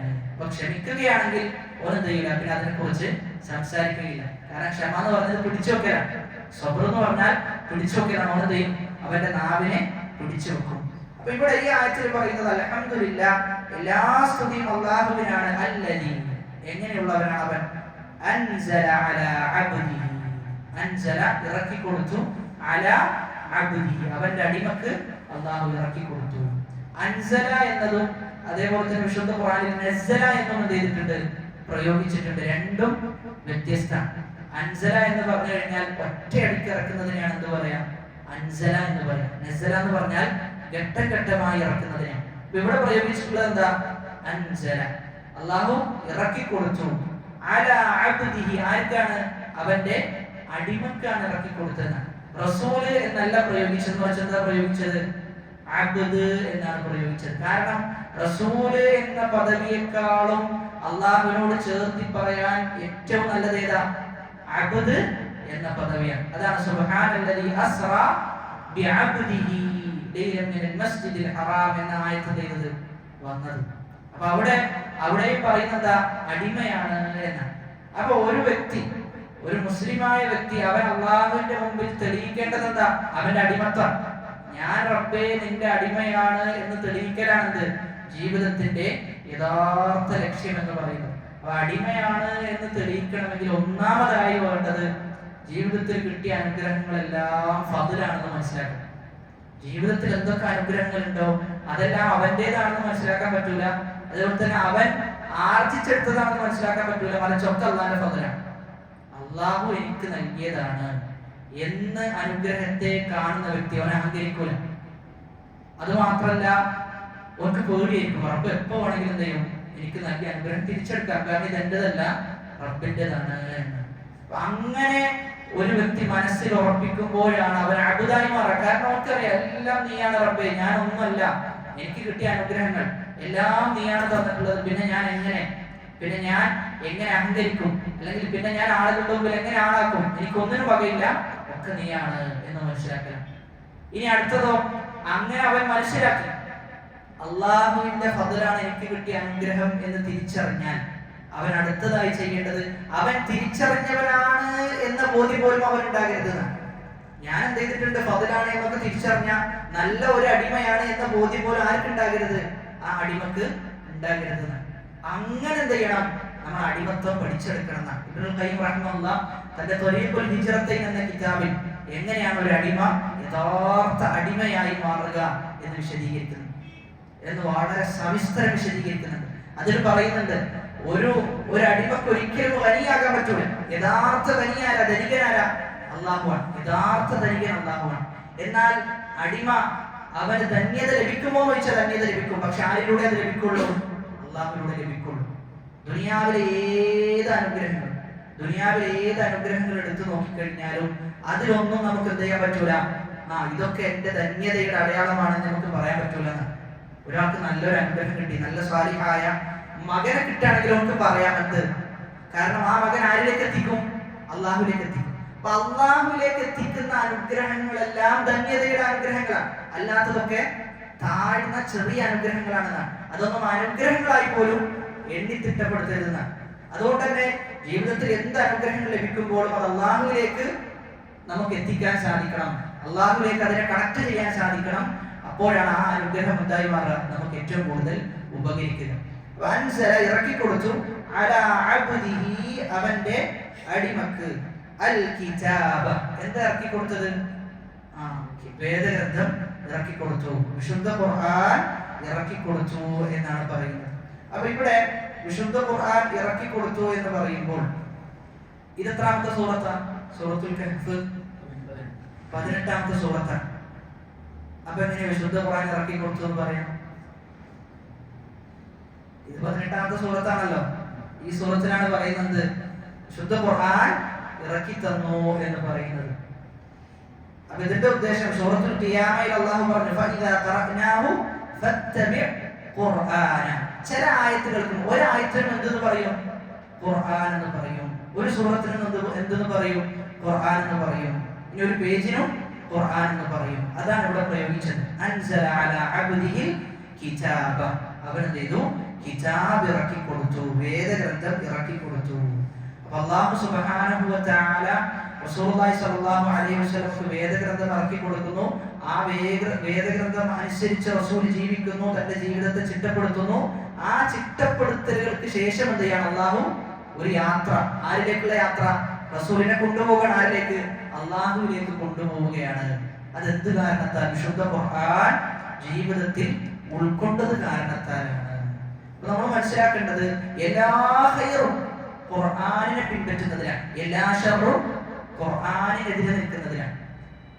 ഒരാൾ റമദാനിൽ ചെയ്യുന്ന സൽക്കർമ്മങ്ങളിൽ ഏറ്റവും വലുത് വിശുദ്ധ ഖുർആനിന്റെ പാരായണമാണ്. ഏറ്റവും കൂടുതൽ അത് പാരായണം ചെയ്യുകയാണ് വേണ്ടത്. എന്തിനേക്കാളും അർത്ഥം അറിഞ്ഞ് അതിന്റെ ആശയങ്ങൾ അറിഞ്ഞ് മനസ്സിലാക്കുന്നതിനേക്കാളും ഏറ്റവും ഹൈർ കഴിയുന്നത്ര വിശുദ്ധ ഖുർആൻ ഓതി തീർക്കുക എന്നതാണ്. അങ്ങനെയാണ് സലഫുകൾ എന്ത് ചെയ്യുന്നത്, പ്രസ്തുത വിഷയത്തിൽ പറഞ്ഞു വെക്കുന്നത്. മുൻഗാമികളായ ആളുകളുടെ ചരിത്രം വായിച്ചു നോക്കിക്കഴിഞ്ഞാൽ ഖുർആൻ ഓതി തുടങ്ങിയാൽ അവർക്ക് നിർത്താൻ സാധിക്കാറില്ല എന്നാണ്. ഖുർആൻ ഓതി തുടങ്ങിയാൽ അവർക്ക് നിർത്താൻ സാധിക്കുകയില്ല. അബ്ബാദ് ഇബ്നു ബിശ്ർ റളിയല്ലാഹു അൻഹുവിനെ കുറിച്ച് പറയാം. ദാത്തുർ റിഖാഇ യുദ്ധത്തിന് വേണ്ടി റസൂലുള്ളാഹി സ്വല്ലല്ലാഹു അലൈഹി വസല്ലമ അതോടൊപ്പം തന്നെ സഹാബാക്കൾ പുറപ്പെടാൻ. അങ്ങനെ പുറപ്പെട്ടു, തമ്പടിച്ചു, രാത്രി കിടന്നുറങ്ങാൻ വേണ്ടി തീരുമാനിക്കാൻ. കിടന്നുറങ്ങാൻ നിൽക്കുന്ന സമയത്ത് എന്ത് ചെയ്യണം, സൈന്യത്തിന് കാവൽ നിൽക്കണം. ആ സമയത്ത് രണ്ടാളുകൾ എന്ത് ചെയ്തു, ഞങ്ങൾ കാവൽ നിൽക്കാന്ന് പറഞ്ഞു. ഈ പറയുന്ന അബ്ബാദ് ഇബ്നു ബിശ്ർ എന്ന് പറയുന്ന സഹാബി വരെ പറഞ്ഞു, ഞാൻ എന്ത് ചെയ്യാം, ആദ്യത്തെ പകുതി ഞാൻ കാവൽ നിൽക്കാം, നിങ്ങൾ ഉറങ്ങിക്കോന്ന് ചെയ്തു മറ്റു സഹാബിയോട് പറഞ്ഞു. അങ്ങനെ ഈ സഹാബി നിസ്കരിക്കാൻ ആരംഭിച്ചു. നിസ്കാരം തുടങ്ങി. ദീർഘമായ രാത്രി നിസ്കാരമാണ്. ശത്രുപക്ഷത്തു നിന്ന് ഒരാൾ ഇദ്ദേഹത്തിന്റെ നിസ്കാരം കണ്ടു, ഇദ്ദേഹത്തെ അമ്പ് ചെയ്തു. ഇദ്ദേഹം നിസ്കാരം ഇങ്ങനെ തുടരാൻ.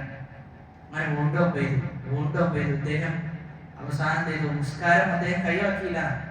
സുന്നത്ത് നിസ്കാരമാണ്. സുന്നത്ത് നിസ്കാരത്തിൽ എന്ത് ചെയ്യാം, സുന്നത്ത് നിസ്കാരത്തിൽ നിന്ന് കത്തട ചെയ്യാനാണ്. എന്തെങ്കിലും കാരണം ഉണ്ടെങ്കിൽ നമുക്ക് സുന്നത്ത് നിസ്കാരത്തിൽ നിന്ന് മാറി നിൽക്കുന്നതിൽ പ്രശ്നമില്ല. വാജിബായ നിസ്കാരത്തിൽ എന്ത് ചെയ്യാൻ പറ്റൂല, അങ്ങനെ കത്തട ചെയ്യാൻ പറ്റൂല. പക്ഷെ ഇദ്ദേഹം എന്ത് ചെയ്തിട്ടില്ല, സുന്നത്ത് നിസ്കാരമായിട്ട് പോലും ഇദ്ദേഹം നിസ്കാരം കുറച്ചിട്ടില്ല. നിസ്കാരം പൂർത്തീകരിച്ചിട്ട് അടുത്തുള്ള സഹാബിയെ വിളിക്കാം. ആ സഹാബി ചോദിച്ചു, ഈ മലം അൻപത്തനി, നിങ്ങൾ എന്തുകൊണ്ട് എന്നെ മുമ്പേ വിളിച്ചില്ല, എന്താണ് നിങ്ങളെ വിളിക്കാതിരിക്കാൻ പ്രേരിപ്പിച്ചതെന്ന് ചോദിച്ചു. ആ സമയത്ത് സഹാബി പറഞ്ഞത്, ഞാൻ ഈ സൂറത്ത് ആരംഭിച്ചല്ലോ, ഞാൻ എന്ത് ചെയ്തു, ഖുർആൻ പാരായണം ആരംഭിച്ചു. അപ്പൊ അത് ഇടയിൽ നിർത്താൻ എന്നുള്ളത് എനിക്ക് എന്ത് ചെയ്തില്ല, എനിക്ക് അനിഷ്ടമായി തോന്നി. അത് പൂർത്തീകരിക്കാൻ വേണ്ടി എന്ത് ചെയ്തതാണ്, ഞാൻ അതൊന്നും വകവെക്കാതെ പൂർത്തീകരിച്ചതാണ് എന്ന്. അപ്പൊ ആ സഹാബിയെ സംബന്ധിച്ചിടത്തോളം ആ സഹാബിക്ക് തറച്ച അമ്പ് പോലും അദ്ദേഹത്തിന് എന്ത് ചെയ്തിട്ടില്ല, വിശുദ്ധ ഖുർആന്റെ പാരായണത്തെ തൊട്ട് തടസ്സപ്പെടുത്തിയിട്ടില്ല എന്നാണ്. കാരണം അത്രയും വലിയ ഈമാനും ആസ്വാദനവും ഭംഗിയും ഒക്കെ വിശുദ്ധ ഖുർആനിലൂടെ എന്ത് ചെയ്തിരുന്നു, അവർക്ക് ലഭിച്ചിരുന്നു. അതായത് ശത്രുപക്ഷത്ത് നിന്ന് ഒരു അമ്പ് തറക്കുമ്പോൾ പോലും അള്ളാന്റെ കലാമാണ് ഞാൻ പാരായണം ചെയ്യുന്നത്, അതിൽ ലഭിക്കുന്ന ഒരു ശക്തിയായിരുന്നു എന്ത് ചെയ്യുന്നത്, അദ്ദേഹത്തിന്റെ നിസ്കാരം പൂർത്തീകരിക്കാൻ അദ്ദേഹത്തെ പ്രേരിപ്പിച്ചത്. എന്നാൽ നേരെ മറിച്ച് നമ്മളൊന്ന് ആലോചിച്ച് നോക്കി, നമ്മൾ വിശുദ്ധ ഖുർആൻ പാരായണം ചെയ്യുന്നുണ്ട് എങ്കിൽ ഇടയിൽ ഒരു ഫോൺ കോൾ വന്നു, അല്ലെങ്കിൽ ആരെങ്കിലും വിളിച്ചു, അല്ലെങ്കിൽ എന്തെങ്കിലും ചെറിയ വിഷയം ഉണ്ടായി, നമ്മളെന്ത് ചെയ്യും, അത് അടച്ചു വെച്ച് നമ്മൾ ആ കാര്യത്തിൽ എന്ത് ചെയ്യും, പോകും. പിന്നെ നമ്മള് ഖുർആൻ എവിടെ വരെ ഓതി എത്തിയിരുന്നു, ഏത് സൂറത്താണ് ഓതിയതെന്നൊക്കെ നമ്മൾ എന്ത് ചെയ്തിട്ടുണ്ടാവും, മറന്നിട്ടുണ്ടാകുന്ന. എന്നാൽ ആ സ്വഹാബിയെ സംബന്ധിച്ചിടത്തോളം ഖുർആനിന്റെ പാരായണത്തിൽ ലയിച്ചിരുന്നു. അപ്പൊ അതുപോലെയാകണമെന്ന് ഖുർആനിന്റെ വിഷയത്തിൽ നമ്മുടെ നിലപാട്. അങ്ങനെ ആകണമെങ്കിൽ നമ്മൾ ആത്മാർത്ഥമായി ഖുർആൻ ഓതിക്കൊണ്ടേയിരിക്കണം. ഖുർആൻ എത്ര കണ്ട് ഓതുന്നു അത്ര കണ്ട് അവന്റെ ഹൃദയം എന്ത് ചെയ്യും, അള്ളാഹു തുറന്നു കൊടുക്കും. ഹൃദയത്തിന് വിശാലത ഉണ്ടാകും, ഹൃദയം ലോലമാകും. ഇനി എത്ര കണ്ട് ഖുർആനിന്റെ പാരായണം ഒരാൾക്ക് സാധിക്കുന്നില്ലയോ അത്ര കണ്ട് അവന്റെ ഹൃദയം എന്ത് ചെയ്യും, കുടുസായി മാറുന്ന. അല്ലാഹു സുബ്ഹാനഹു വ തആല വലിയ അനുഗ്രഹമായി പഠിപ്പിക്കുകയാണ്, അൻസല അലാ അബ്ദിഹിൽ കിതാബ, വേദഗ്രന്ഥം ഇറക്കി കൊടുത്തു എന്നത് വലിയ അനുഗ്രഹമാണ്. അതുകൊണ്ട് നിങ്ങൾ ആരെ സ്തുതിക്കണം, അല്ലാഹുവിനെ നിങ്ങൾ സ്തുതിക്കണം, അൽഹംദുലില്ലാഹ് എന്ന് നിങ്ങൾ പറയണം. എന്നിട്ടോ വലം യജ്അൽ ലഹു ഇവജ, വലം യജ്അൽ, അല്ലാഹു ആക്കിയില്ല, ലഹു, ആ കിതാബിനെ അല്ലാഹു ആക്കിയിട്ടില്ല, ഇവജൻ, വക്രതയുള്ളതാക്കിയിട്ടില്ല, അങ്ങോട്ടും ഇങ്ങോട്ടും ചായുന്ന രൂപത്തിലല്ല വിശുദ്ധ ഖുർആൻ, മറിച്ച് വളരെ സ്ട്രെയിറ്റ് ആണ് വിശുദ്ധ ഖുർആൻ, മുസ്തഖീമാണ് വിശുദ്ധ ഖുർആൻ എന്ന് പറയാം. വലം യജ്അൽ ലഹു ഇവജ. സമാനമായ ഒരുപാട് ആയത്തുണ്ട്. സൂറത്തു സുമറിലെ 28ാമത്തെ ആയത്ത്, ഖുർആനൻ അറബിയ്യൻ ഗൈറ ദീ ഇവജ്, യാതൊരു വക്രതയുമില്ലാത്ത വിശുദ്ധ ഖുർആൻ. സൂറത്തു നിസായിലെ 82ാമത്തെ ആയത്ത്, വലൗ കാന മിൻ ഇൻദി ഗൈരില്ലാഹി ലവജദു ഫീ ഇഖ്തിലാഫൻ കസീറ, അല്ലാഹുവിന്റെ അടുക്കൽ നിന്നല്ല വിശുദ്ധ ഖുർആനെങ്കിലോ ഒരുപാട് അഭിപ്രായ വ്യത്യാസം ഉണ്ടാകുന്ന, ഒരുപാട് അഭിപ്രായ വ്യത്യാസം. ഒരു മനുഷ്യൻ എഴുതിയ പുസ്തകമാണെങ്കിലോ ചിലപ്പോൾ ആദ്യം എഴുതിയതും പകുതിയിൽ എഴുതിയതും തമ്മിൽ കോൺട്രഡിക്ഷൻ വരും, അവൻ അറിയാതെ കോൺട്രഡിക്ഷൻ വരും. അതാണ് ചില പണ്ഡിതന്മാരുടെ കിതാബുകൾ വായിച്ചാൽ ചെയ്യും, അവർ ആദ്യത്തിൽ ഒരു കാര്യം സ്ഥാപിച്ചിട്ടുണ്ടാവും, എന്നാൽ അവസാനത്തിലേക്ക് എത്തുമ്പോൾ ആ കാര്യത്തിന് നേർവിപരീതം സ്ഥാപിക്കുന്നുണ്ടാവും. ഉന്നതന്മാരായ ആളുകളായിരിക്കും, പക്ഷെ അവർക്ക് പോലും ചെയ്യും ചില സമയത്ത് അശ്രദ്ധ വന്നു വിട്ടിട്ടുണ്ടാകുന്ന. അല്ലാഹുവിന്റെ ഖുർആൻ സത്യസന്ധമാണ്, നീതിയിൽ അധിഷ്ഠിതമാണ്. അതിൽ ഒരു അഭിപ്രായ വ്യത്യാസവും അതിൽ അങ്ങോട്ടും ഇങ്ങോട്ടും ക്രോസ് ചെയ്യപ്പെടുന്ന ആയത്തുകൾ പോലും നിങ്ങൾക്ക് കാണിക്കുവാൻ സാധിക്കുകയില്ല. എല്ലാം സത്യസന്ധമാണ്. അതിലുള്ള അഹ്കാമുകളെല്ലാം നീതിയുക്തമാണ്. അതിലെ അഹ്കാമുകൾ കാലത്തിനതീതമാണ്. എല്ലാ കാലത്തെയും വേദിക്കുന്നതാണ് അതിൽ വന്ന എല്ലാ ഹുക്കുമുകളും. അതാണ് വിശുദ്ധ ഖുർആൻ. അതുകൊണ്ട് ആ ഖുർആനിന്റെ പേരിൽ, ആ ഖുർആൻ നിങ്ങൾക്ക് ഇറക്കി തന്നു എന്നതുകൊണ്ട് നിങ്ങൾ എന്ത് ചെയ്യണം? അള്ളാഹുവിനെ നിങ്ങൾ സ്തുതിക്കണമെന്നാണ് ഒന്നാമത്തെ ആയത്തിൽ അല്ലാഹു സുബ്ഹാനഹു വ തആല പറയുന്നത്. എന്നിട്ട് അടുത്ത ആയത്തിലേക്ക് പ്രവേശിക്കുകയാണെങ്കിൽ ഒന്നാമത്തേത് അൽഹംദുലില്ലാഹില്ലദീ അൻസല അലാ അബ്ദിഹിൽ കിതാബ വലം യജ്അൽ ലഹു ഇവജ. എന്നിട്ട് പറയാം ഖയ്യിമൻ. എന്താ ഖയ്യിമൻ എന്ന് പറഞ്ഞു കഴിഞ്ഞാൽ? ചൊവ്വായ നിലയിൽ. ആദ്യം പറഞ്ഞ വക്രതയുള്ളതല്ല. എന്നിട്ട് പറയാം ഖയ്യിമാണ് കിതാബ്. ഖയ്യിമായ കിതാബ്, നേരെയുള്ള ഗ്രന്ഥമാണ് എന്ന് പറയാം. ഏതുപോലെ എന്ന് വെച്ച് കഴിഞ്ഞാല് ആദ്യം നമ്മൾ ഒരു കാര്യം ഭംഗിയുള്ളതാക്കണമെങ്കിൽ ആദ്യം എന്താ ചെയ്യാം? ഒരു കാര്യം നമുക്ക് നല്ല അലങ്കാരമുള്ളതാക്കണമെങ്കിൽ ആദ്യം വൃത്തിയാക്കണ്ടേ? ആദ്യം അവിടെയുള്ള എല്ലാ മോശത്തരങ്ങളും വൃത്തിയാക്കിയതിനു ശേഷമാണ് നമ്മൾ എന്ത് ചെയ്യാം? അലങ്കരിക്കുക. സാധാരണ റമദാന് മുമ്പ് എന്ത് ചെയ്യും? നനച്ചുകൂടി എന്നൊക്കെ പറയും. ഒക്കെ എന്ത് ചെയ്യും? വൃത്തിയാക്കും. വൃത്തിയാക്കിയിട്ടാണ് ബാക്കിയുള്ളതൊക്കെ എന്ത് ചെയ്യാം? നമ്മൾ ചെയ്യാം. അപ്പൊ അതേപോലെയാണ് വിശുദ്ധ ഖുർആൻ ഇവിടെ ചെയ്തിട്ടുള്ളത്. ആദ്യം എന്ത് പറഞ്ഞു? ഇവജൻ, ഒരു വക്രതയും ഇല്ല എന്ന് പറഞ്ഞു. എന്നിട്ടാണ് എന്ത് പറയുന്നത്? ഖയ്യിമൻ, നേരെയുള്ളതാണ് വിശുദ്ധ ഖുർആൻ എന്ന് പ്രഖ്യാപിക്കുകയാണ്. അതിനാണ് അത്തഖ്ലിയതു ഖബ്ല തഖ്ലിയ. ഒരു കാര്യം അലങ്കരിക്കുന്നതിന് മുമ്പ് നമ്മൾ ആദ്യം ചെയ്യേണ്ടത് എന്താ? ഒരുപാട് മോശത്തരങ്ങളുണ്ട്, അതൊക്കെ നീക്കം ചെയ്യുകയാണ് ചെയ്യേണ്ടത്. വിശുദ്ധ ഖുർആൻ, വിശുദ്ധ ഖുർആൻ ഇവജല്ല, വക്രതയുള്ളതല്ല, മറിച്ച് ഖയ്യിമാണ്, നേരായ നിലയിലുള്ളതാണ് എന്ന് പറയും. ഖയ്യിമൻ, ചൊവ്വായ നിലയിൽ. എന്തിനു വേണ്ടിയിട്ടാണ്? ലിയുൻദിറ ബഅസൻ ശദീദ. അപ്പൊ അതിന്റെ ലക്ഷ്യം പറയാം. വിശുദ്ധ ഖുർആൻ നേർമാർഗത്തിലുള്ളതാണ്, നേരായ മാർഗത്തിലുള്ളതാണ്. എന്തിനു വേണ്ടിയാണ്? അത് താക്കീത് ചെയ്യാൻ വേണ്ടിയാണ്. എന്തിനെ കുറിച്ചുള്ള താക്കീതാണ്? ബഅസൻ ശദീദൻ, കഠിനമായ ശിക്ഷയെ കുറിച്ചുള്ള താക്കീതാണ് വിശുദ്ധ ഖുർആൻ എന്ന് പറയാം. ആരിൽ നിന്നുള്ള ശിക്ഷ? മിൻ ലദുൻഹു, അല്ലാഹുവിൽ നിന്നുള്ള ശിക്ഷ. അപ്പൊ ആ ചേർക്കൽ അല്ലാഹുവിൽ നിന്നാണ് എന്ന് പറയുമ്പോൾ അത് പേടിക്കേണ്ടതാണ്. കാരണം അല്ലാഹുവിന്റെ ശിക്ഷ ഇറങ്ങിക്കഴിഞ്ഞാൽ പിന്നെ ആർക്കും ചെയ്യാൻ പറ്റൂല, തടഞ്ഞു നിർത്താൻ സാധിക്കുകയില്ല. ഒരാൾക്ക് പോലും അതിനെ മാറ്റുവാൻ സാധിക്കുകയില്ല. അങ്ങനെയായിരിക്കും അല്ലാഹുവിന്റെ ശിക്ഷ എന്ന്. അപ്പൊ അതാണ് പറഞ്ഞത് ഖയ്യിമൻ, ചൊവ്വായ നിലയിൽ, ലിയുൻദിറ, താക്കീത് ചെയ്യാൻ വേണ്ടി, ബഅസൻ ശദീദൻ, കഠിനമായ ശിക്ഷയെ കുറിച്ച്. ഇവിടെ എന്ത് പറഞ്ഞിട്ടില്ല? ഈ കഠിനമായ ശിക്ഷ ആർക്കാണെന്ന് പറഞ്ഞോ? ഇല്ല. കഠിനമായ ശിക്ഷയെ കുറിച്ച് താക്കീത് ചെയ്യുന്നു. എന്നാ ആയത്തിന്റെ അടുത്ത ഭാഗം ശ്രദ്ധിച്ചു നോക്കിയേ. വയുബശ്ശിറു, വിശുദ്ധ ഖുർആൻ താക്കീത് ചെയ്യുന്നുണ്ട്, അതോടൊപ്പം തന്നെ സന്തോഷ വാർത്ത അറിയിക്കുന്നു. വയുബശ്ശിറു, സന്തോഷ വാർത്ത അറിയിക്കുന്നു. ആർക്ക്? അൽ മുഅ്മിനീന, മുഅ്മിനീങ്ങൾക്ക് സന്തോഷ വാർത്ത അറിയിക്കുന്നു. അപ്പൊ ശിക്ഷ ആർക്കായിരിക്കും? കാഫിരീങ്ങൾക്ക്. കാഫിരീങ്ങളെ പറയുക പോലും ചെയ്തിട്ടില്ല. കാരണം അവർ പറയപ്പെടാൻ മാത്രം ഇല്ല എന്നാണ്. പറയപ്പെടാൻ മാത്രമുള്ള ഒരു വിഭാഗമല്ല അവർ എന്ന് അല്ലാഹു പഠിപ്പിക്കാം. എന്നിട്ടോ വയുബശ്ശിറുൽ മുഅ്മിനീന, മുഅ്മിനീങ്ങൾക്ക് അല്ലാഹു സന്തോഷ വാർത്ത അറിയിക്കുന്നു. അല്ലദീന, എങ്ങനെയുള്ള മുഅ്മിനീങ്ങൾ? യഅമലൂന സ്സാലിഹാത്ത്, സൽക്കർമ്മം ചെയ്യുന്നവരായ മുഅ്മിനീങ്ങൾ. എന്താണ് അവർക്കുള്ളത്? അന്ന ലഹും അജ്റൻ ഹസന. സന്തോഷ വാർത്ത എന്താ? അവർക്ക് അജ്റുണ്ട്, പ്രതിഫലമുണ്ട്. എങ്ങനെയുള്ള പ്രതിഫലം? ഹസന, ഏറ്റവും നല്ല പ്രതിഫലമാണ് അവർക്കുള്ളത് എന്ന്. അപ്പൊ വിശുദ്ധ ഖുർആൻ അവതരിപ്പിക്കപ്പെട്ടതിന്റെ രണ്ട് പ്രധാനപ്പെട്ട ലക്ഷ്യങ്ങളാണ് പറഞ്ഞത്. ഒന്ന്, അവിശ്വാസികൾക്കുള്ള ശിക്ഷയാണത്, ശിക്ഷക്കുള്ള താക്കീത് വിശുദ്ധ ഖുർആനിലുണ്ട്. രണ്ടാമത്തേത് മുഅ്മിനീങ്ങളായ ആളുകൾ, സൽക്കർമ്മങ്ങൾ ചെയ്യുന്ന ആളുകൾ, അവർക്കുള്ള സന്തോഷ വാർത്തയും ഈ വിശുദ്ധ ഖുർആനിലുണ്ട് എന്ന് പ്രഖ്യാപിക്കാൻ. അപ്പൊ മുഅ്മിനീങ്ങൾ എന്ന് അല്ലാഹു എടുത്തു പറഞ്ഞു. അത് അല്ലാഹുവിന്റെ കാരുണ്യത്തിന്റെ അടയാളമാണ്. മുഅ്മിനീങ്ങളോടുള്ള അർ-റഹ്മാനു അർ-റഹീം, മുഅ്മിനീങ്ങളോട് അങ്ങേയറ്റം കാരുണ്യവാനാണ് റബ്ബ് എന്നതുകൊണ്ട്. ഇവിടെ മുഅ്മിനീങ്ങളെ കുറിച്ച് പറഞ്ഞ സന്ദർഭത്തിൽ എടുത്തു പറഞ്ഞൊരു വിഷയമാണ് യഅമലൂന അസ്സാലിഹാത്ത്, അവരെന്ത് ചെയ്യുന്നുണ്ട്? സൽക്കർമ്മങ്ങൾ ചെയ്യുന്നുണ്ട് എന്ന്. അതാണ് ഒരിക്കൽ ഒരു സലഫിനോട് പറയപ്പെട്ടു എന്നാണ്. അലൈസ മിഫ്താഹുൽ ജന്ന ലാ ഇലാഹ ഇല്ലല്ലാഹ്, സ്വർഗ്ഗത്തിന്റെ വാതിൽ എന്നത് ലാ ഇലാഹ ഇല്ലല്ലാഹ് അല്ലയോ എന്ന് ചോദിക്കപ്പെട്ടു.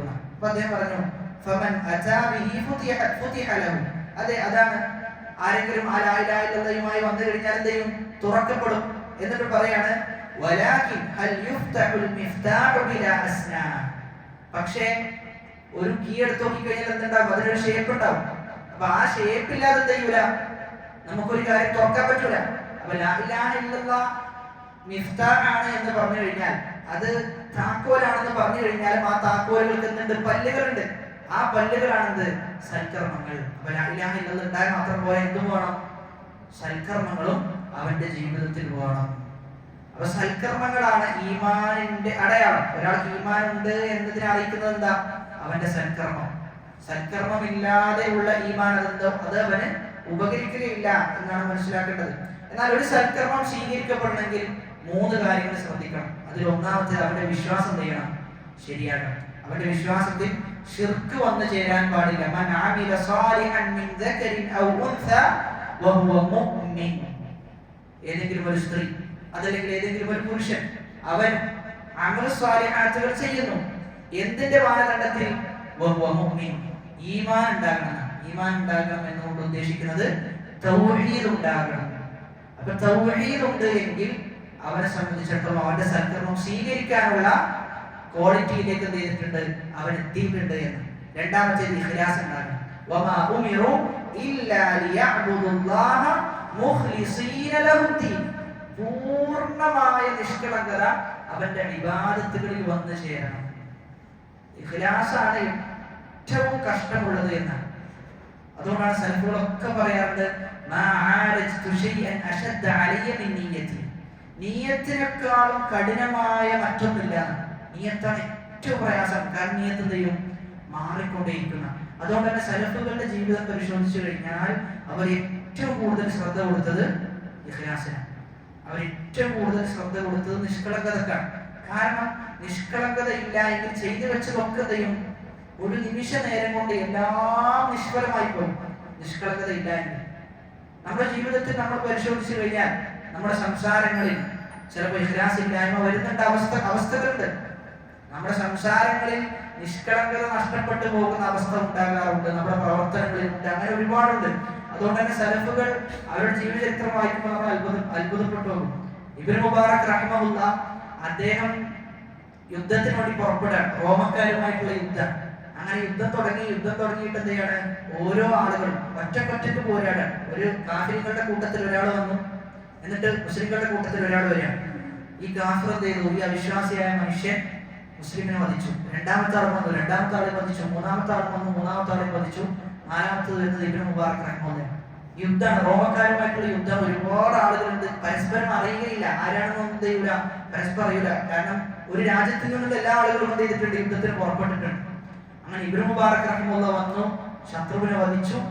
എന്നിട്ട് സൈന്യത്തിലേക്ക് അദ്ദേഹം തിരിച്ചു പോകുമ്പോൾ അദ്ദേഹം മുഖം മറച്ചുകൊണ്ടാണ് എന്ത് ചെയ്തത്? തിരിച്ചു പോയത്. ഇന്ന് ആളുകൾ എന്ത് ചെയ്യാണ്? ഇദ്ദേഹം ആരാണെന്ന് അറിയാൻ വേണ്ടി ആളുകൾ ആകാംക്ഷയോടെ നിൽക്കുകയാണ്. കാരണം ഇദ്ദേഹമാണ് എന്ത് ചെയ്തത്? ആ ധീരനായ അവിശ്വാസിയെ വധിച്ച് ഇസ്ലാമിന്റെ യുദ്ധത്തിന് വിജയത്തിനൊരു കാരണമായി തീരുന്നത് ഇബ്നു മുബാറക് റഹിമഹുല്ലാഹ്. പക്ഷെ അദ്ദേഹം പറയാണ് ഞാൻ അറിയപ്പെടേണ്ടെന്നാ, ഞാൻ എന്ത് ചെയ്യേണ്ടതില്ല, ഞാൻ ആളുകൾക്കിടയിൽ അറിയപ്പെടേണ്ടതില്ല. എന്റെ ലക്ഷ്യം എന്താ? യുദ്ധത്തിൽ മുസ്ലിമീങ്ങൾ ജയിക്കണം. ആ ലക്ഷ്യം അവിടെ ഉണ്ടായാൽ മതി. അതിന്റെ കാരണക്കാരനാണ് ഞാൻ എന്ന ആളുകൾക്കിടയിൽ അറിയേണ്ടതില്ല. അതാർക്കറിഞ്ഞാൽ മതി? അത് റബ്ബിനറിഞ്ഞാൽ മതി എന്ന പൂർണ്ണമായ നിഷ്കളങ്കത. അതുകൊണ്ടായിരുന്നു അവരിന്നും ഓർമ്മിക്കപ്പെടുന്നത് എന്ന്. എന്തിനേറെ സലഫുകൾ അവർ ചില കടകളിലേക്കൊക്കെ പോയി കഴിഞ്ഞാൽ അവർ കടകളിലേക്ക് വസ്തുക്കളൊക്കെ വാങ്ങാൻ പോകും. ഇമാം അഹ്മദ് ബിൻ ഹംബൽ റഹിമഹുല്ലാഹയെ കുറിച്ച് ഉദ്ധരിക്കപ്പെടാറുണ്ട്. അവർ പോകുന്ന സമയത്ത് എന്തെയും ഇവരെ കുറിച്ച് ആളുകൾക്കറിയാം, ഇവര് ജനങ്ങൾക്കിടയിൽ അറിയപ്പെട്ട ആളുകളാണ് എന്ന്. അപ്പൊ എന്തെയും സ്വാഭാവികമായിട്ട് നമുക്കറിയാം, നല്ല വസ്ത്രമൊക്കെ ധരിച്ച്, വെള്ള വസ്ത്രമൊക്കെ ധരിച്ച്, തലപ്പാവൊക്കെ ധരിച്ച് പോയി കഴിഞ്ഞാൽ ആൾക്കാർ എന്താ പറയാ? ആ ഉസ്താദ് നിങ്ങളല്ലേ, നിങ്ങൾ എന്തേണ്ട, നിങ്ങൾ ഇത്രയൊക്കെ തന്നാ മതി എന്നെന്തെയും പറയും. ആ സമയത്ത് സലഫുകൾ പറയാറുണ്ടായിരുന്നു, ഞങ്ങൾ ദീന് വിൽക്കാറില്ല എന്ന്. കാരണം നിങ്ങൾ ഇപ്പോൾ വില കുറച്ചത് എന്തിനു വേണ്ടിയിട്ടാണ്? എന്റെ ദീനിനാണ് നിങ്ങൾ വില ഇട്ടത്. നിങ്ങൾ എന്ത് ചെയ്യണ്ട, അങ്ങനെ വില കുറയ്ക്കേണ്ടെന്ന് പറഞ്ഞിട്ട് അവർ പണം ചെയ്യും. എത്രയാണോ അവർ സാധാരണ ആളുകൾക്ക് കൊടുക്കാറുള്ളത് അത്ര കൊടുത്തിട്ട് അവർ പോരുന്ന. കാരണം അല്ലെങ്കിൽ എന്താണ്? അത് ഇഖ്ലാസിന് കോട്ട തട്ടിക്കുന്ന. അപ്പൊ അങ്ങനെ ഒരുപാട് ചിത്രങ്ങൾ പരിശോധിച്ചു കഴിഞ്ഞാൽ ഇഖ്ലാസാണ് അവരെ വഴി നടത്തിയിരുന്നത്. അതുകൊണ്ട് തന്നെ നമ്മൾ മനസ്സിലാക്കേണ്ടത്, നമ്മൾ നമ്മുടെ ജീവിതത്തിൽ സംസാരിക്കുന്ന സമയത്ത്, പ്രവർത്തിക്കുന്ന സമയത്ത് അവിടെയെല്ലാം നമ്മൾ ഇഖ്ലാസ് എന്ത് ചെയ്യണം? നമ്മൾ ഉറപ്പിക്കണം. ചില സന്ദർഭത്തിലെല്ലാം നമ്മൾ ഒരുപാട് നന്മകൾ ചെയ്തു കൊടുത്തിട്ടുണ്ടാവും. ചില വ്യക്തികൾക്ക് നമ്മൾ ഒരുപാട് നന്മകൾ ചെയ്തു കൊടുത്തിട്ടുണ്ടാവും. എന്നിട്ട് അവസാനം ആ വ്യക്തികൾ ചിലപ്പോൾ നമ്മളോട് മോശമായ രൂപത്തിൽ പെരുമാറും. അപ്പോഴുണ്ടാവും നമ്മൾ പൊട്ടിത്തെറിച്ച് നമ്മൾ പറഞ്ഞു, നിനക്ക് എന്തൊക്കെ നമ്മൾ ചെയ്തു തന്നിട്ടുണ്ട് എന്ന് പറഞ്ഞ് നമ്മളത് ഒരു ലിസ്റ്റിങ് ഇട്ടുകൊടുക്കും. അതോടുകൂടി എന്ത് ചെയ്തു? നമ്മൾ ചെയ്തതൊക്കെ പോയില്ല. കാരണം നമ്മളതൊക്കെ ചെയ്തത് ആയിക്കൊണ്ടിട്ടാണ്, റബ്ബിന് വേണ്ടിയിട്ടാണ്. ഇനി ഓന് ആ പറഞ്ഞ വ്യക്തി നമ്മളോട് എന്ത് വിമർശനം പറഞ്ഞാലും ശരി, നീ പറഞ്ഞോ എനിക്ക് പ്രശ്നമില്ല, ഞാൻ നിനക്ക് ചെയ്തു തന്നത് ഓനോട് പറയണതല്ല നമ്മൾ പറയുന്നത്. ഞാൻ നമ്മുടെ മനസ്സിലുണ്ടാകേണ്ട ചിന്തതാണ്, ഞാൻ നിനക്ക് ചെയ്തു തന്നതെല്ലാം റബ്ബിന് വേണ്ടിയിട്ടാണ്. ഒരു ഭാര്യയും ഭർത്താവും തമ്മിൽ പോലും സംസാരം നടക്കുമ്പോൾ ചിലപ്പോഴത്തേക്കും ഇത്തരം സംസാരങ്ങൾ വന്നു കഴിഞ്ഞാൽ പോലും അവിടെ നമ്മൾ ഏറ്റവും നല്ല രൂപത്തിൽ പെരുമാറിയത് എന്തുകൊണ്ടാണ്? മറുവശത്ത് നിൽക്കുന്ന ആളുകൾ നമ്മളോട് നല്ല നിലയ്ക്ക് പെരുമാറിയത് കൊണ്ടാണോ? അല്ലല്ലോ, അങ്ങനെയല്ലല്ലോ പെരുമാറേണ്ടത്. റസൂലുള്ളാഹി സ്വല്ലല്ലാഹു അലൈഹി വസല്ലം എന്താ പറയുന്നത്? നിങ്ങളോട് മോശമായി പെരുമാറിയ ആളുകളോട് പോലും നിങ്ങൾ എന്ത് ചെയ്യണം? ഇഹ്സാനോട് കൂടി പെരുമാറണം. അവിടെയാണ് നിങ്ങളുടെ സ്വഭാവം തെളിയാണ്. അതുകൊണ്ട് നമ്മളോട് എത്ര മോശമായ രൂപത്തിൽ പെരുമാറിയാൽ നമ്മൾ നമ്മുടെ മനസ്സിനോട് പറയേണ്ടത്, ഇത് ഞാൻ ചെയ്തത് നിങ്ങൾക്ക് വേണ്ടിയിട്ടല്ല, എന്റെ റബ്ബിന് വേണ്ടിയിട്ടാണ്, എന്റെ റബ്ബ് തൃപ്തിപ്പെട്ടാൽ മതി. ചിലപ്പോൾ കമ്മിറ്റികൾക്കിടയിലൊക്കെ പ്രശ്നമായി കഴിഞ്ഞാൽ ചിലപ്പോൾ ദൈവം ആള് പറയും, ഇത്രയും കാലം പള്ളി ഞാനാ കൊണ്ടുവരുന്നത്, പള്ളിയുടെ എല്ലാം ഞാനാ ചെയ്തു വെച്ച്, നിങ്ങൾ ആരാ സംസാരിക്കാൻ? ചിലപ്പോൾ നമ്മൾ ചോദിച്ചു പോകും. ആ സമയത്ത് നമ്മൾ മനസ്സിലാക്കുന്നത്, നമ്മൾ എന്തിനാ അതൊക്കെ ചെയ്തത്? നമ്മൾ എന്തിനാണ് ചെയ്തത്? റബ്ബിന് വേണ്ടിയിട്ടാണെങ്കിൽ നമ്മൾ പറയേണ്ടതില്ലല്ലോ. ആളുകൾ എന്നോട് എന്തെങ്കിലും നീ തന്നെയാണ് ചെയ്തത് എന്ന സർട്ടിഫിക്കറ്റ് നമുക്ക് ആള് തരേണ്ടതില്ലല്ലോ, അല്ലാഹ് തന്നാ പോലെ. അവിടെയാണ് നമ്മൾ മനസ്സിലാക്കേണ്ടത്, ഇഖ്ലാസിനെ ഇല്ലാതാക്കാനുള്ള പരിശ്രമം പിശാച് നടത്തും. പക്ഷെ നമ്മൾ എന്ത് ചെയ്യണം? നമ്മൾ വളരെയധികം ശ്രദ്ധ ആ വിഷയത്തിൽ നമുക്ക് ഉണ്ടാകുന്ന. മൂന്നാമത്തേത് മുതാബഅത്ത്. നമ്മൾ ചെയ്യുന്ന സൽക്കർമ്മങ്ങൾക്ക് റസൂലിന്റെ പിൻബലം ഉണ്ടാകണം. റസൂലുള്ളാഹി സ്വല്ലല്ലാഹു അലൈഹി വസല്ലം എങ്ങനെയാണോ പഠിപ്പിച്ചത് അത് പ്രകാരമായിരിക്കണം നമ്മൾ ചെയ്യേണ്ടത്. അപ്പോഴാണ് അത് അമൽ സ്വാലിഹാത്തായി മാറുക. എന്നിട്ട് പറയാം, അന്നലഹും, ഇങ്ങനെയുള്ള ആളുകൾക്ക് തീർച്ചയായും അവർക്കുണ്ട് അജ്റൻ ഹസനൻ, ഏറ്റവും നല്ല പ്രതിഫലമാണ് അവർക്കുള്ളത് എന്ന് പ്രഖ്യാപിക്കാം. അപ്പൊ ഇവിടെ അല്ലാഹു സുബ്ഹാനഹു വ തആലയാണ് പ്രതിഫലം ഏറ്റവും നല്ല രൂപത്തിൽ കൊടുക്കാൻ സാധിക്കുക. സൃഷ്ടികൾക്ക് പറയാൻ പറ്റൂല അള്ളാഹു നൽകുന്നത് പോലെ പ്രതിഫലം നൽകാൻ സാധിക്കൂല. ഒരു സൽക്കർമ്മത്തിന് അള്ളാഹു രേഖപ്പെടുത്തുന്ന പ്രതിഫലം എത്രയാണ്? 10 ഇരട്ടിയാണ്. ഏതെങ്കിലും ഒരു മനുഷ്യന് അങ്ങനെ കൊടുക്കാൻ പറ്റും? ഏതെങ്കിലും ഒരു മനുഷ്യന് ജോലി ചെയ്യും, നമ്മൾ ഒരാളുടെ കീഴിൽ ജോലി ചെയ്യുകയാണെങ്കിൽ 10 ഇരട്ടി ശമ്പളം നമുക്ക് കൂട്ടിയിട്ട് ഒരാൾ കൊടുക്കാൻ പറ്റും? ഒരിക്കലില്ല. നമുക്കത് വിചാരിക്കാൻ പോലും സാധിക്കില്ല. അല്ലാഹു സുബ്ഹാനഹു വ തആല ഒരു സൽക്കർമ്മത്തിന് രേഖപ്പെടുത്തുന്നത് 10 ഇരട്ടി. അതേ സമയത്ത് തിന്മക്കോ ഒറ്റ ഒന്നാണ്. നമ്മൾ ജോലി ചെയ്യുന്ന സമയത്ത് തിന്മ ഉണ്ടായാലോ? നമ്മൾ ജോലി ചെയ്യുന്ന സമയത്ത് ഉണ്ടാകാൻ പാടില്ലാത്ത എന്തെങ്കിലും ഉണ്ടായി കഴിഞ്ഞാൽ ഉള്ളത് എന്ത് ചെയ്യും? കുറഞ്ഞു പോകും. ഉള്ളത് ചിലപ്പോൾ നല്ലോണം കുറയുന്ന അവസ്ഥ ഉണ്ടാവും. എന്നാൽ അള്ളാന്റെ അടുക്കൽ എന്തില്ല? അതില്ല എന്ന്. അതാണ് അള്ളാഹു എന്ന് മനസ്സിലാക്കുന്നിടത്താണ് നമ്മുടെ വിജയം. എന്നാൽ പലപ്പോഴും സൽക്കർമ്മങ്ങളുടെ വിഷയത്തിൽ നമുക്കത് ചെയ്യാൻ എന്തില്ല? മനസ്സില്ല എന്ന്. നമുക്കത് ചെയ്യാൻ താല്പര്യമില്ലാത്ത അവസ്ഥ, മനസ്സില്ലാത്ത അവസ്ഥ ഉണ്ട് എങ്കിൽ അള്ളാഹുവിനെ തിരിച്ചറിയുന്നിടത്തുന്നുണ്ട് നമുക്ക് വല്ലാത്തൊരു പിഴവ് സംഭവിച്ചിട്ടുണ്ട് എന്ന്. അതുകൊണ്ട് അല്ലാഹു സുബ്ഹാനഹു വ തആലയെ മനസ്സിലാക്കുക എന്നതാണ് ജീവിതത്തിലെ പരമപ്രധാനമായ ലക്ഷ്യം. അല്ലാഹു സുബ്ഹാനഹു വ തആലയെ ഓർക്കുവാനും വിശുദ്ധ ഖുർആൻ ഒരുപാട് പാരായണം ചെയ്യുവാനും ഒക്കെയുള്ള തൗഫീഖ് അല്ലാഹു സുബ്ഹാനഹു വ തആല നമുക്ക് ഏവർക്കും നൽകുമാറാകട്ടെ. നമ്മിൽ നിന്ന് വന്നുപോയ ചെറുതും വലുതുമായ വീഴ്ചകൾ അല്ലാഹു സുബ്ഹാനഹു വ തആല പുറത്തു മാപ്പാക്കി നൽകുമാറാകട്ടെ. രഹസ്യത്തിലും പരസ്യത്തിലും എല്ലാ വിധേനയും റബ്ബിനെ സൂക്ഷിച്ച് ജീവിക്കുന്ന, നിഷ്കളങ്കമായി ജീവിതം മുന്നോട്ട് നയിക്കുന്ന, ലാ ഇലാഹ ഇല്ലല്ലാഹ് എന്ന കലിമത്തുൽ തൗഹീദ് ഉച്ചരിച്ച് മരണപ്പെടുന്ന ആളുകളുടെ കൂട്ടത്തിൽ അല്ലാഹു നമ്മെ ഓരോരുത്തരെയും ഉൾപ്പെടുത്തി അനുഗ്രഹിക്കുമാറാകട്ടെ. വആഖിറു ദഅവാന അൽഹംദുലില്ലാഹി റബ്ബിൽ ആലമീൻ. സുബ്ഹാനകല്ലാഹുമ്മ വബിഹംദിക അഷ്ഹദു അൻ ലാ ഇലാഹ ഇല്ലാ അൻത അസ്തഗ്ഫിറുക വഅതൂബു ഇലൈക്. വസ്സലാമു അലൈക്കും വറഹ്മത്തുള്ളാഹി വബറകാതുഹു.